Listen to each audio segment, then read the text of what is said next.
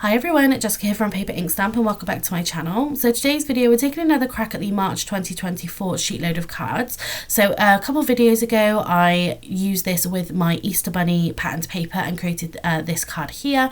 And the only thing that I said was wrong with this was that my papers, because they all have a white background, I didn't feel like they really worked with this particular design. I think it really did need to have two very contrasting papers for it to really stand out.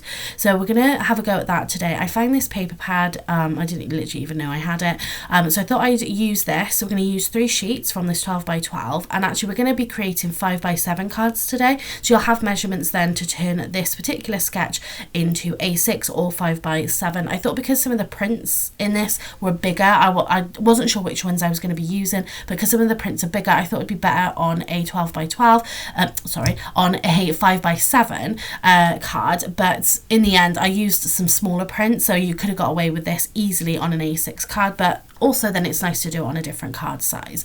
So like I said, I'm going to take 3 sheets out of this, and we're going to be able to create 9 cards, which is really great.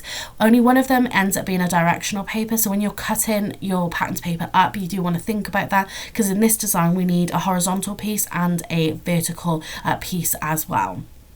So in terms of our measurements, I'm going to show you with the first piece that we're going to cut. So out of this A4 sheet, I ended up A4, it's because I'm always using A4 now. Out of this 12 by 12 sheet, I end up getting 3 of the bigger panels, 3 of the smaller strip panels for the right hand side, but only 2 of the background topper pieces. But I'm going to use some of the scraps for that. So I have 1 piece of the directional paper that ends up being the wrong way round. And I think one of them might be a slightly different size, but it really doesn't matter here because it's, you know, the cards aren't all I say this all the time, they're not all going to the same people, so they don't have to be exactly the same, but they all do work. So I'm just showing you this is what I managed to get out of that 12 by 12 piece. So in terms of your measurements, so for your bigger right hand background piece, you are going to want a piece of 4 3/4 by 4 3/4. Then for the right hand strip, you want 4 3/4 by 2 inches. Your middle panel is going to be 5 inches by 2.5 inches, and if you want to add a matte layer to that, then it'll be 5 1/4 inches by 2 3/4 inches. So then you'll have all of your panels, you can see them here. So I've got 3 of each of these square background pieces, I've got 2 of each for the background of the topper, and then 3 of that right hand strip. So what I'm going to do is just put the pieces together. So you see Alicia do this in her video, so I'll leave a link to her video in the description box down below for you.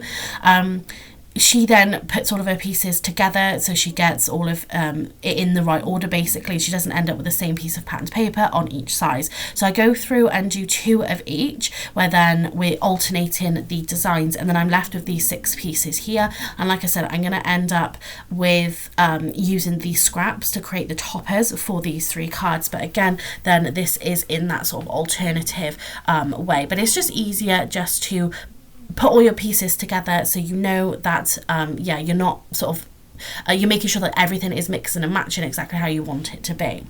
So now we've got that, we can go ahead and start putting our cards together. So like I said, we've got our 5 by 7 inch cards here, but like I said, some of these prints in the pack are a lot bigger, so they would work well obviously with then your bigger cards, but then these prints aren't too big, so then they would have worked on the A6 cards as well.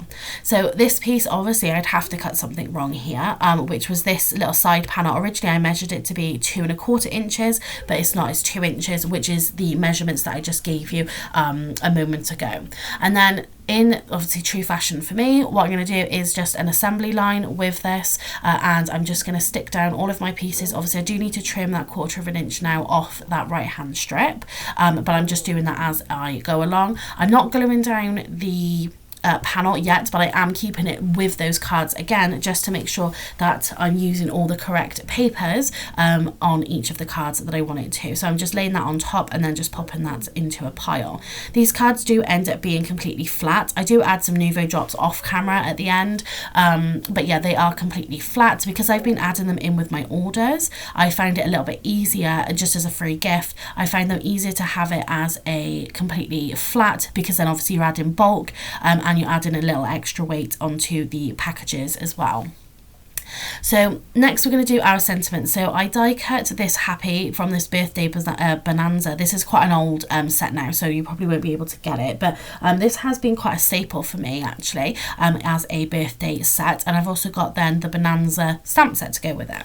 So I die cut the Happy because I thought it was really nice, big and bold, and I felt like I needed a big sentiment because we're creating a bigger card and there isn't much else going on with it just apart from the patterned paper. So then that's from some gold mirror cards. As you can see, I've got a nice pile there, so I've got 9, enough for all of my cards. And then I decided to use my stamping platform to stamp my birthday, and they had just a little star within this stamp set as well. So I thought, well, I'll just stamp that as well, just as an extra little detail. So I put that in my stamping platform, lined it up how I wanted it to. Each of these did end up getting a double stamp just to make sure they were nice and solid, but I just stamped that straight onto that background piece. Obviously on the design, on the sketch itself, it has an additional strip that you can add in here, but I felt like because I had such a big bold Happy that I thought I would just leave that out. So you know, I've created these this sketch sort of to the T, to how it is, and now I am just kind of adapting it a little bit. Which, you know, it's just a really great jumping off point, a great starting point for a nice card design. And you can kind of alter it depending on the kind of card that you want to make, for the design, for any elements that you're using on it. You just make it work for what you have got. So I've stamped all of those onto, stamped all of my birthday stamp onto that background piece. And again, you could matte and layer this as well. I haven't here, but you could add a matte and layer here as well. And then I'm simply just going to glue down my Happy. You can take a T-square ruler if you want to make sure that is really nice and straight. This is the only time I do it.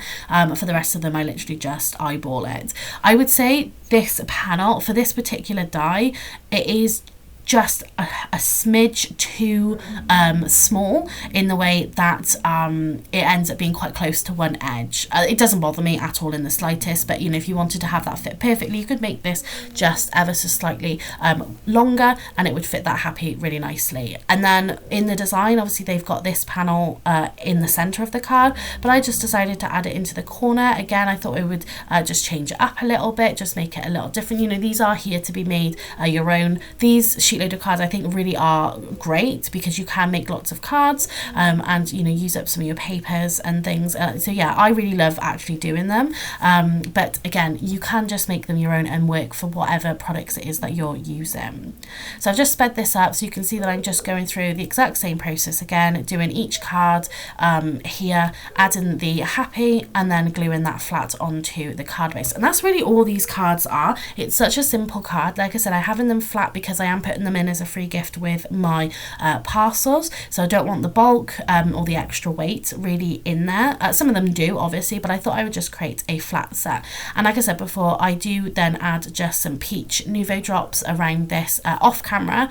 Usually because of the sake of doing this at the end where I show you all the cards together, I end up just, you know, because they're still wet, I don't want to mess it up, and sometimes that really does end up happening. So I do that off camera, but these are the cards. You can see all the combinations of papers that we've got here, and I absolutely love these. I love this paper pack. I think it's really beautiful. I've got another card project coming for a big shaker card, which I'm really excited about. So if you want to subscribe to the channel so you don't miss out on that video, then click that. It's absolutely free to do. And I'll also leave a link in the description box down below to the sheet loads of cards for this particular design for you to check out. And yeah, that's going to be it for this video. So thanks very much for watching and happy crafting.